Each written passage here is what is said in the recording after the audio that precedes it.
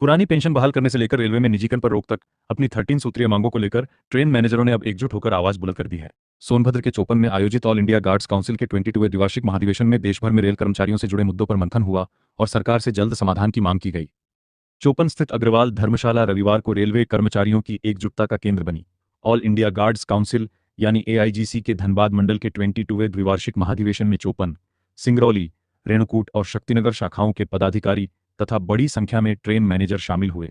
सम्मेलन में रेल कर्मचारियों की लंबित समस्याओं और भविष्य की रणनीति पर विस्तार से चर्चा की गई। महाधिवेशन में सबसे प्रमुख मांग पुरानी पेंशन योजना यानी OPS की बहाली की रही। वक्ताओं ने नई पेंशन योजना और यूनिफाइड पेंशन स्कीम का विरोध करते हुए रेलवे में निजीकरण पर रोक लगाने की मांग उठाई। साथ ही रिक्त पदों पर जल्द भर्ती, ड्रेस अलाउंस में बढ़ोतरी, रनिंग अलाउंस में 25% वृद्धि, 9 घंटे से अधिक ड्यूटी पर रोक और समय पर रेस्ट व साप्ताहिक अवकाश सुनिश्चित करने जैसे मुद्दों को भी प्रमुखता से रखा गया। सम्मेलन में ट्रेन मैनेजरों के एंट्री लेवल को पे लेवल 6 किए जाने, MACP का लाभ देने, लेबर कोड वापस लेने, प्रिपरेटरी रेस्ट सुनिश्चित करने और ट्रेन मैनेजरों के लिए 30% पद आरक्षित करने की मांग भी जोर शोर से उठाई गई। वक्ताओं ने कहा कि यदि कर्मचारियों की समस्याओं का समय रहते समाधान नहीं किया गया तो संगठन बड़े आंदोलन की राह अपनाने को मजबूर होगा। देखिए, हम लोग ऑल इंडिया गार्ड काउंसिल जो एक रजिस्टर्ड ट्रेड यूनियन है, उसके तत्वावधान में हर 2 वर्ष में जो है ये BGM का प्रोग्राम होता है और ये एक सामान्य सी बात है। लेकिन ये बहुत अच्छी बात है कि बहुत वर्षों के बाद इतने बड़े धनबाद मंडल में इस छोर में ये पहला BGM आयोजित किया गया है।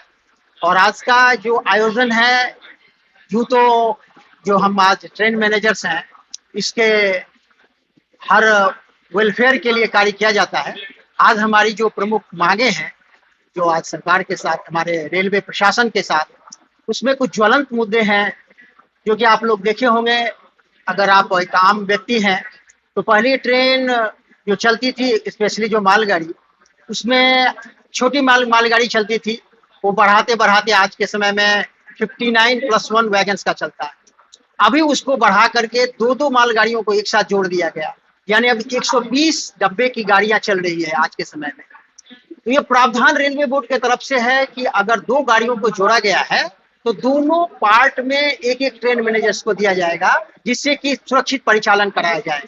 लेकिन यहाँ पर प्रशासन जोर जबरदस्ती से इस 120 डिब्बे के लिए सिर्फ एक ही ट्रेन मैनेजर का प्रावधान किया जा रहा है। जबरदस्ती जो भी हमारे ट्रेन मैनेजर्स नियम के साथ इस बात को रखते हैं, उन्हें बार बार धमकी दी जाती है, सस्पेंड करने की बात कही जाती है, ट्रांसफर कराया जाता है। तो हम इस रेल प्रशासन को बताना चाहते हैं, या तो आप अपने नियम संगत कार्य पर आइए, नहीं तो आपका ये गाड़ी का परिचालन नहीं होगा और रेल का चक्का जाम होगा। महाधिवेशन में विभिन्न शाखाओं के पदाधिकारियों का सम्मान भी किया गया। संगठन के नेताओं ने कर्मचारियों से एकजुट रहने का आह्वान करते हुए कहा कि अधिकारों की लड़ाई लोकतांत्रिक तरीके से लगातार जारी रहेगी और रेलवे कर्मचारियों के हितों से किसी तरह का समझौता नहीं किया जाएगा। साफ है कि रेलवे कर्मचारियों के बीच पुरानी पेंशन, निजीकरण और सेवा शर्तों को लेकर असंतोष बरकरार है।